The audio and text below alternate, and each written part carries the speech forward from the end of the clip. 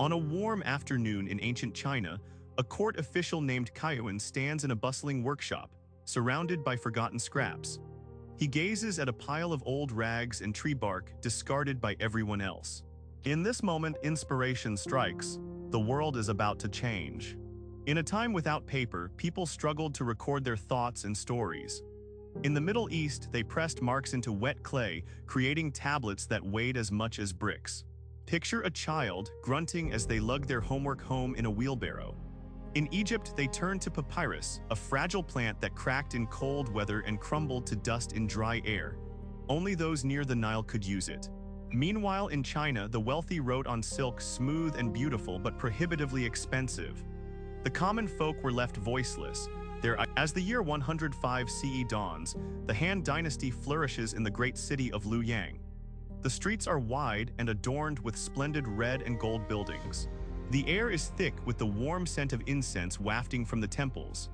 Inside the palace, Kaiyuan observes the workers, burdened with the task of writing for the emperor. Laws, tax records, military orders all demand a constant supply of paper. But silk is too costly, and Kaiyuan's eyes drift to the workshop floor where old rags, tree bark, and broken fishing nets lie neglected. Most would walk past without a thought, but Kaiyuan pauses. What if? He gathers the forgotten materials and soaks them in water, watching as they dissolve into a soft, wet mixture, the pulp. It's like the soft inside of an orange, but made of plant fibers. With careful hands, he spreads the pulp across a flat bamboo frame, thin as he can manage, and sets it in the sun. Hours pass and he returns to find a revelation. He peels the delicate sheet from the frame, marveling at its lightness and smoothness. It holds together under his fingers, it does not break or crumble. He holds it up to the light and sunlight streams through like a small white window. This is no ordinary creation. Eagerly, Kaiyuan takes his invention to Emperor He. The emperor, a figure of majesty, cradles the thin sheet in his hands, turning it over slowly. The weight of possibility hangs in the air. With this simple invention, the world can soon share its stories, its laws, its dreams. The echoes of history are about to be forever transformed. He touches the surface with one finger, feeling its lightness, its distinctiveness. He is amazed. Within years, paper workshops spring up across China, utilizing cheap materials, bark, rags, old rope. Suddenly, writing isn't just for the wealthy, it's for everyone. The lesson of Talon is profound. He didn't discover a new material, he simply saw value in what others discarded and asked, what if? Sometimes the most You might think the story flows smoothly from here, a great invention emerges, the world embraces it, and joy abounds. But the truth is different. For nearly 6 centuries after Ceylon, China guards the secret of paper with utmost care. The method remains classified, a closely guarded government password. Workers skilled in papermaking are forbidden to leave the country. When the secret finally escapes, it does not travel by boat or in letters. It slips away. Back in China, papermaking advances. Craftsmen learn that adding starch, the white powder from rice, creates a smoother surface. The longer the wet pulp is beaten, the stronger the paper becomes. Soon, thin papers for writing, thick papers for wrapping, and special papers for the emperor arise. Among the most devoted users are Buddhist monks, holy men dedicated to prayer and study. They use paper to transcribe sacred texts, their holy books. Envision a quiet monastery, monks seated at long tables, ink brushes gliding across pristine sheets, the scent of ink wafting through the cool air. Hundreds of pages, thousands of words, all meticulously crafted by hand. Paper becomes a vessel for their work. From China, paper journeys to Korea and then to Japan. In Japan, something beautiful unfolds.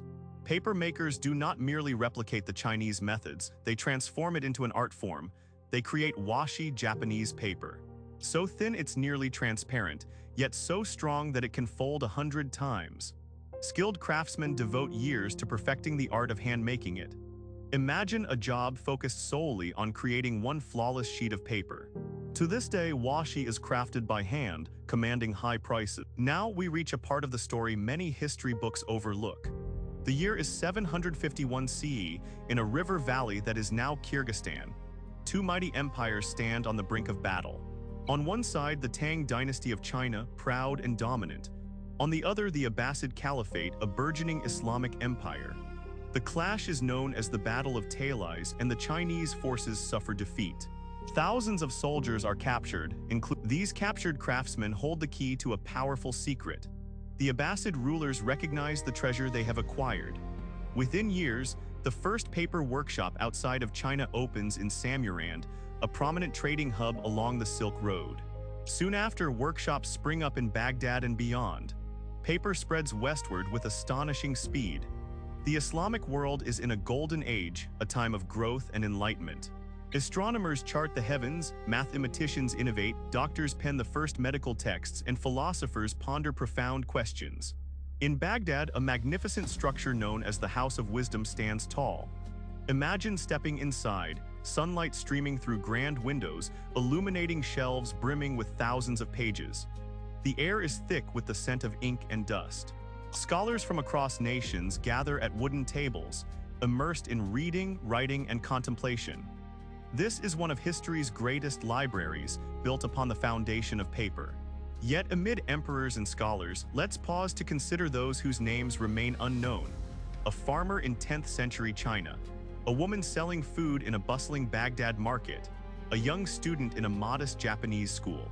For these ordinary individuals, paper signifies something remarkable.